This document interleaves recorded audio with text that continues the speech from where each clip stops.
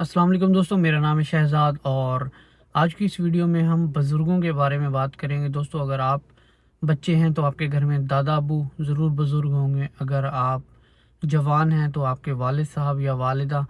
अगर आप ख़ुद बुज़ुर्ग हैं तो ये वीडियो आप सब के लिए है। जो भी इस वीडियो को देख रहा है उन सब से गुजारिश है कि अपने घर में जो भी बुज़ुर्ग हैं उनका एहतराम करें, उनकी केयर करें। इस वक्त उनको आपकी केयर की ज़रूरत है। अगर आप उनके साथ बदतमीज़ी करेंगे या उनको इग्नोर करेंगे तो उनको बहुत दुख होगा। दोस्तों देखो, उन्होंने भी एक ज़िंदगी गुजारी है, सारी उम्र उन्होंने राज किया। जब आप नहीं थे तब वो इस दुनिया पर ऐसे ही राज कर रहे थे जैसे आप कर रहे हैं, शायद इससे भी ज़्यादा, क्योंकि आपका जो दौर है वो महंगाई का दौर है और आप हर वक्त महंगाई में परेशान रहते हैं। लेकिन उनके दौर में इतनी ज़्यादा महंगाई नहीं थी और एक खुश मिजाज ज़िंदगी उन्होंने जी है, यारी दोस्ती वाली, एक सोसाइटी वाली ज़िंदगी। हम लोग अब गुर्बत के मारे दौड़ में दौड़ पड़े हैं, किसी दोस्त को सलाम नहीं करते कि कहीं वो पैसे ही ना मांग ले या कहीं उसको खाना ही ना खिलाना पड़ जाए। इस चक्कर में हम एक दूसरे को इग्नोर करते रहते हैं। हालांकि चाहते हैं कि गैदरिंग हो, दोस्तों में बैठना पसंद करते हैं, लेकिन हम बैठने की कैपेसिटी नहीं रखते। तो जो आपके बुज़ुर्ग हैं उन्होंने इस दुनिया पर राज किया है और अपने यारों दोस्तों के साथ एक बहुत इज़्ज़तदार ज़िंदगी जी है।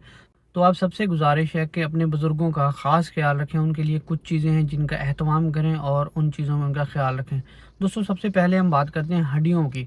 इंसान जब कमज़ोर होता है तो उसकी हड्डियाँ भी कमज़ोर होना शुरू हो जाती हैं और जब हड्डियाँ कमज़ोर होना शुरू होती हैं तो इंसान ज़्यादा देर खड़ा नहीं हो पाता, बैठ नहीं पाता।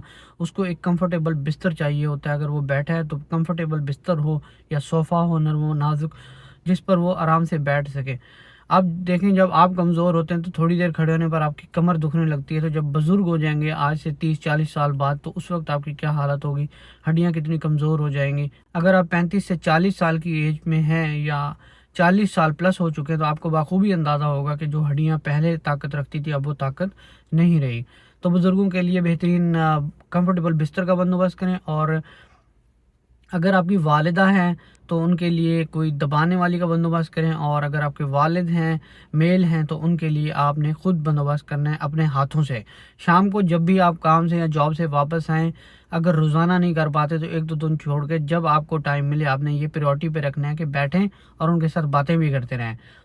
मसला ये होता है कि आप एक तो बैठते नहीं हैं और दबाने की बजाय उनके साथ मशवरा तक नहीं करते। दूसरे नंबर पर आप अपने बुज़ुर्गों के साथ मशवरा करें। जब भी घर में कोई फ़ैसला साज़ी हो अपने बुज़ुर्ग को लाज़मी शामिल करें। उनको ऐसा ना महसूस हो कि अब ये घर हमारे लिए अजनबी हो चुका है, जिस घर पर हम राज करते थे। ठीक है?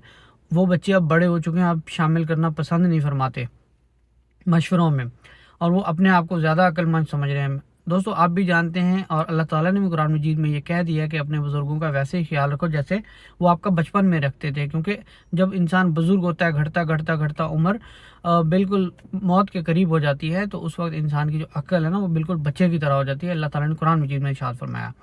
तो आप उनकी बेशक ना माने, लेकिन उनकी हौसला अफजाई करें, उनको मशवरे में शामिल करें और उनके साथ बैठकर मुशावरत करें। उसके बाद अगर नहीं मानना तो फैसले को डिले कर दें, थोड़ा आगे पीछे करके फिर मामला तय कर लिया करें। ये ज़रूरी नहीं है कि उनको हर बात पे ये कहना कि आप गलत कह रहे हैं, ये बात ठीक नहीं है, हम ज़्यादा अक्ल रखते हैं और आपको तो इस मामले में बात करते हो सकता है उन्होंने उस एंगल से ना देखा हो, क्योंकि वो घर में कैद हैं।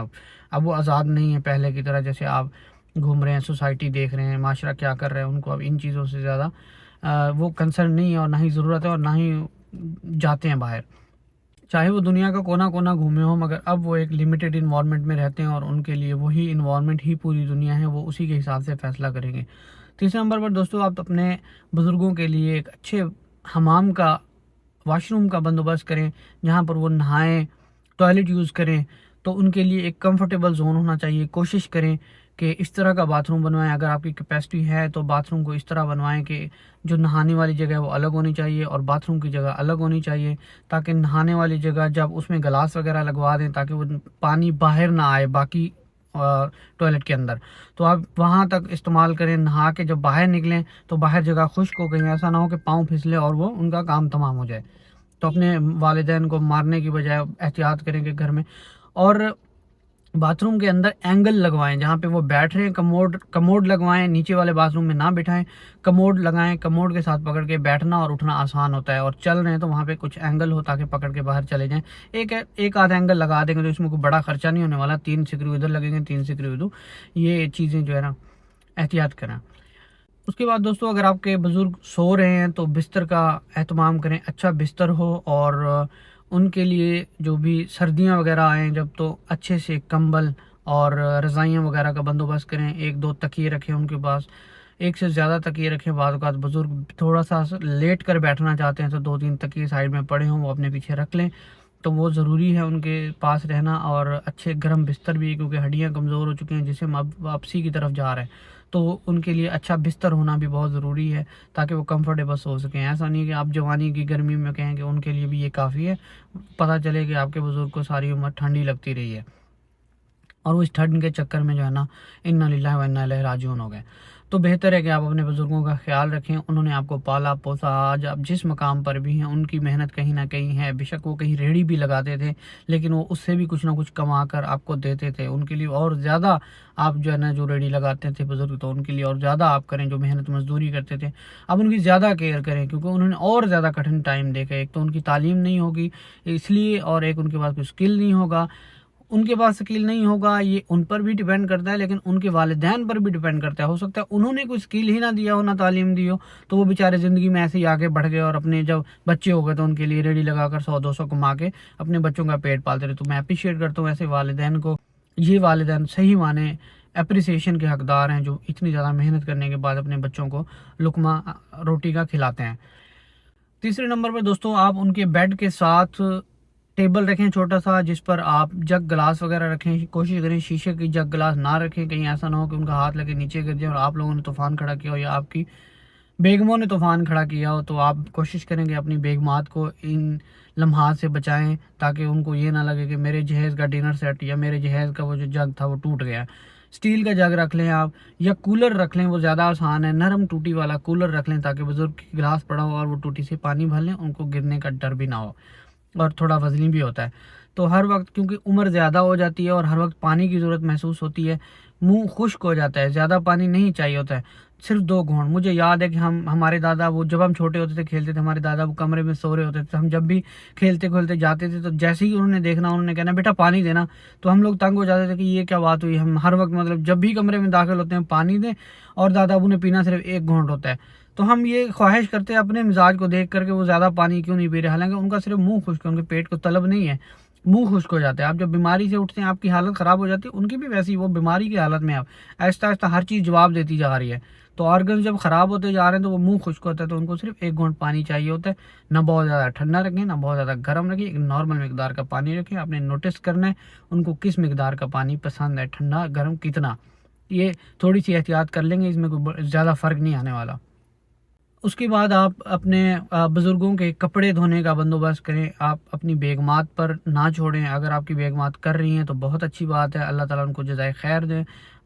آج کے دور میں جو مٹیریلسٹک دور ہے اور دنیا ایک عجیب ہی دور میں چل پڑی ہے، تو یہ چیزیں اپنی بیگموں سے کروانا یا ان پر یہ ڈالنا یہ بھی کہیں حد تک ٹھیک نہیں ہے، اور نہ ہی آج کے دور میں کچھ کرتی بھی ہیں، بہت کم کرتی ہیں جو بہت اچھی بات ہے، اللہ تعالیٰ ان کو ضرور اجر دے گا۔ آپ کوشش کریں گے اپنے بزرگ کے لیے کوئی نوکرانی رکھ لیں۔ نوکرانی کتنے کی مل جاتی ہے، ہم شہر میں رہتے ہیں، ہم نے 2200 میں نوکرانی رکھی ہوئی ہے جو گھر کے آتی ہے، صفائی کر کے چلی جاتی ہے۔ آپ گھر کی صفائی بھی کروا لیں، نہیں تو آپ صرف بزرگ کے کپڑے دھونے کے لیے رکھ لیں کہ 1500-2000 روپے آپ کو دے دیں گے مہینے کا، اور صرف آ کے اپنے کپڑے دھو کے 2-3-4 چلے جایا کریں، باقی دھلوانے آپ کی مرضی، لیکن بزرگ کو اپنی بیگموں پہ ڈالنے سے بہتر ہے وہ اپنی نوکرانی کو آپ مار دیں، آپ کی ذمہ داری، اپنے بچوں کو بیوی کو پالنا اور اپنے بزرگ کو پالنا بھی آپ کی ذمہ داری ہے۔ بیوی پر یہ ذمہ داری بالکل عائد نہیں ہوتی کہ وہ آپ کے ماں باپ کی خدمت کرے یا ان کی تیمارداریاں کرے، ایز اے انسان، ایز اے مسلمان وہ کرنا چاہے تو اللہ تعالیٰ ضرور اس کو اجر دے گا، اللہ کسی کا حساب نہیں رکھتا، لیکن آپ یہ سمجھیں کہ وہ آپ کے بزرگ کی ویسے ہی خدمت کرے کیونکہ آپ باہر رہتے ہیں اور وہ ہر وقت آپ کے بزرگ کی خدمت کرے، تو یہ اس کو دین بھی نہیں کہتا۔ صحیح ہے، یہ بوجھ اٹھانے کے لیے اللہ تعالیٰ نے ان کے قدموں پہ نہیں رکھا، یہ آپ کے کندھوں پہ ہے ذمہ داری کہ آپ نے اپنے بیوی بچوں کی کفالت کرنی ہے، نان نفقے کا بندوبست کرنا ہے اور بزرگوں کو بھی دینا ہے، پہلے غلاموں کا دور ہوتا تھا، آج کل ہم وہ چیز بھول چکے ہیں. گھر میں نوکرانی آتی ہے، وہ باقی کام کرتی ہے، بزرگوں کا کام نہیں کرتی. آپ کیوں نہیں ایک نوکرانی یا ایک نوکر مختص کر دیتے جو ان کی دیکھ بھال کرے؟ وہ جب تنخواہ لے گا تو اپنی ذمہ داری سے کرے گا. بیوی تنخواہ نہیں لیتی تو اس لیے وہ بچوں میں بھی بیزی ہوتی ہے. ضروری نہیں ہے کہ بیوی خراب ہو، بیویاں اچھی بھی بہت ہیں، لیکن وہ اپنے بچوں میں اور پڑھائی میں اور ادھر ادھر مصروف رہتی ہیں، ان کے اپنے معاملات بہت زیادہ ہوتے ہیں. بہتر ہے کہ اپنے بزرگ کی ذمہ داری خود لے، مرد بنے. اس کے بعد دوستو آپ اپنے بزرگوں کے بستر کے ساتھ ایک برتن رکھیں، کوئی ٹوکری وغیرہ جس میں تھوڑی سی مٹی ہو، تاکہ وہ جب بھی تھوکنا چاہیں تو اس کے اندر اپنا ریشہ وغیرہ نکال لیں. کیونکہ جسم دیکھیں، جیسے میں پہلے بتا چکا ہوں کہ فنا کی طرف رواں دوا ہے. اب اس کو ریشہ بھی آئے گا، تھوکیں بھی آئیں گی، تو وہ ان کے پاس کم از کم ایسی جگہ ہونی چاہیے جہاں پہ وہ ایزیلی کر سکیں. ان کے پاس ٹیشو بھی ہونا چاہیے، ایک دوسری باسکٹ بھی پاس پڑی ہو جس میں وہ ٹیشو ڈال دیں. ایسا نہیں ہے کہ آپ مطلب نیچے کارپیٹ لگا دیں اور فرش لگا دیں اور بزرگ کو تھوکنا آئے تو وہ کہیں تھوکے ہی نہ. کیا کریں گے؟ وہ بیمار ہوں گے پھر آپ کے ڈر کی وجہ سے کہ کہیں فرش پہ تھوکیں گے تو وہ اولاد کہے گی کہ یہ بزرگ نے کیا مکھیاں ڈال رکھی ہیں اور کیا ہی گند پھیلا رکھا ہے. تو بزرگوں کو ایک کمفرٹیبل زون دیں، آپ ان کے حساب سے ان کا کمرہ کسٹمائز کریں. کوئی اتنی بڑی بات نہیں ہے، تھوڑی سی ارینجمنٹس اور تھوڑی سی احتیاط کی ضرورت ہوتی ہے، کوئی زیادہ موت نہیں آنے والی. اس کے بعد اگلے نمبر پر آپ ان کے کمرے میں ایک روم سپرے رکھیں. روم سپرے ان کی مرضی کا ہونا چاہیے، ان کو جو خوشبو پسند ہے، اور بہت ہلکے لیول پہ آپ اس کو استعمال کریں. کیونکہ جب جسم بوڑھا ہو رہا ہوتا ہے تو بزرگوں کے جسم سے ایک عجیب سی سمیل آنا شروع ہو جاتی ہے. جسم کی جیسے ہم بیماری کی حالت میں ہمارے جسم سے سمیل آتی ہے، ان کی بھی ویسی سمیل آنا شروع ہو جاتی ہے. آپ نے دیکھا ہوگا، آپ کبھی کسی کے گھر ملنے کے لیے جاتے ہیں جو احتیاط نہیں کرتے اپنے بزرگوں کی، تو آپ کو کتنا ایک انوائرمنٹ گند ملتی ہے جو انسان کے جسم کے اندر سے آ رہی ہوتی ہے. آپ کہتے ہیں یہ بزرگ یہاں پہ کیسے پڑا ہے؟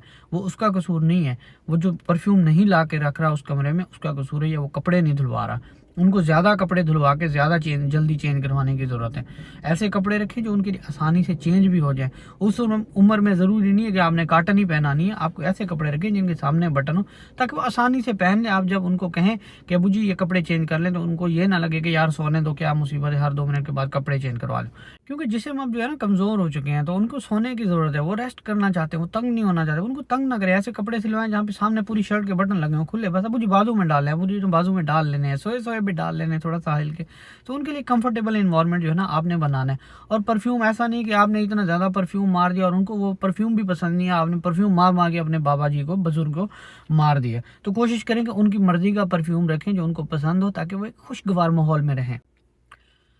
اس کے بعد آپ ان کو ایک جوتا دیں، اچھا جوتا، نرم و ملائم جوتا ہو تاکہ وہ چلیں تو کمفرٹیبل فیل ہو. ان کی ایڑیاں دکھتی ہیں، ان کی ہڈیاں نیچے لگ رہی ہیں، ماس کم ہو گیا ہے، ہڈیاں ڈائریکٹ لگ رہی ہیں فرش پہ. ان کو جوتا نرم و ملائم دیں. یہ جو نیلون کے جوتے ہوتے ہیں یہ بھی اچھے ہوتے ہیں، نرم و ملائم ہوتے ہیں. جتنا کمفرٹیبل سول والا آپ جوتا دیں گے وہ اتنا ایزی ہو کے چلیں گے. اور ان کو ہاتھ میں ایک اچھی سی صاف ستھری چھڑی دیں گے. بابا جی آج کے بعد آپ نے یہ چھڑی کے آسرے پہ چلنا ہے، یہ ہمیشہ آپ نے اپنے ساتھ رکھنی ہے. وہ چل رہے ہیں تو ان کو ایک کمفرٹیبل جوتا بھی ہونا چاہیے اور ان کے پاس چھڑی بھی ہونا چاہیے، تاکہ ایک عزت دار اور پرسکون طریقے سے وہ چل کے گھر میں ٹہل سکیں. ایسا نہیں کہ ان کے پاس جوتا بھی ٹھیک نہیں ہے، وہ درد محسوس ہوتا ہے، وہ چلتے ہیں 2 قدم اور واپس آ کے وہ جب بستر پہ بیٹھتے ہیں تو وہ کہتے ہیں کہ دوبارہ میں نے نہیں چلنا، یہ تو مصیبت ہے، چلتا ہوں تو میرے توڑیاں دکھنے لگتی ہیں. تو جب بچے اس کی کیئر نہیں کریں گے تو وہ پھر کیسے چلیں گے؟ تو یہ آپ لوگوں نے اپنے بزرگوں کا خیال رکھنا ہے. اللہ تعالیٰ کے احکامات کے مطابق آپ نے اپنے بزرگوں کا ویسے ہی خیال رکھنا ہے جیسے وہ آپ کا بچپن میں رکھتے تھے. اس کے علاوہ دوستو جب عمر زیادہ ہونے لگتی ہے تو انسان کو غصہ بھی زیادہ آتا ہے، اور غصہ جوانی میں آپ کو آتا ہے اور تھوڑی دیر کے بعد، جیسے بچپن میں آپ نے دیکھا ہوگا کہ ہم لڑتے بھی تھے اور تھوڑی دیر کے بعد ایک دوسرے کے ساتھ بیٹھ بھی جاتے تھے. پھر جوانی آئی تو ہمارا غصہ 1-2 دن تک طویل ہو گیا. صحیح، جب تک کوئی ایکسکیوز نہ کرے ہمارا غصہ نہیں جاتا، یا 1-2 دن کے بعد ہم ٹھیک ہو جاتے ہیں. جس عمر میں ہوں میرا یہی تقاضا ہے کہ میں 1-2 دن غصے میں رہتا ہوں. میں سوچتا ہوں کہ بچپن میں یا پہلے ایسے نہیں ہوتا تھا، پہلے ہم تھوڑی سی دیر غصہ کرتے تھے ٹھیک ہو جاتے تھے، اب نہیں کنٹرول ہو پاتا. تو آپ سوچیں کہ بزرگ جو 70 80 60 سال پلس کر چکے ہیں ان کو کتنا کنٹرول ہوگا اپنے اوپر. ان کے تو آرگنز اور زیادہ ڈیمیج ہو چکے ہیں. تو دوستو عمر جب زیادہ ہو جاتی ہے تو غصہ بھی بہت زیادہ آتا ہے، اور بات پہ، چھوٹی چھوٹی بات پہ غصہ آتا ہے. آپ نے اسی لیے دیکھا ہوگا بزرگوں کو ہمیشہ غصہ آ جاتا ہے، تھوڑی سی بات پہ ان کو غصہ آ جاتا ہے. اور آپ مذاق کرتے ہیں، جب بچے ہوتے ہیں نا، میں نے دیکھا وہ مذاق کر رہے ہوتے ہیں ان کے ساتھ، ہمیشہ ان کو غصہ دلاتے ہیں. تو میں بچوں سے یہ گزارش کروں گا اگر یہ ویڈیو دیکھ رہے ہیں تو بالکل بھی بزرگوں کے ساتھ یہ مذاق اور چھیڑخانی نہ کریں، ان کی صحت کو ڈیمیج کرتی ہے یہ چیز۔ ان کو جب ایک بار غصہ آ جاتا ہے تو 6-7 دن ان کا غصہ نہیں جاتا، اور ان کو بار بار آپ کوئی اور بات کریں گے وہ اس پہ جلدی ہائپر ہو جائیں گے، تو آپ کہیں گے بزرگ پاگل ہو گئے ہیں۔ وہ اس لیے کیونکہ آپ نے بار بار ان کو غصہ دلایا ہوا ہے، ان کو ریسٹ کرنے کی ضرورت ہے، اور آپ لوگ ایک چھوٹی سی بات اور کر دیتے ہیں، وہ پہلے ہی ہائپر ہیں۔ آپ کو پتہ ہے جب انسان ہائپر ہوتا ہے تو وہ بہت زیادہ ہٹ کر جاتی ہے چیز، تو اس چیز سے بھی بچیں۔ تو دوستوں امید کرتا ہوں آج کی یہ ویڈیو آپ کو پسند آئی ہوگی۔ اگر ویڈیو پسند آئی ہے چینل کو سبسکرائب کریں، اسی طرح کی اور ویڈیو دیکھنے کے لیے اس ویڈیو کو لائک کریں، اور کمنٹ میں اپنی رائے کا اظہار ضرور کریں۔ ملتے ہیں نیکسٹ ویڈیو میں، اللہ حافظ۔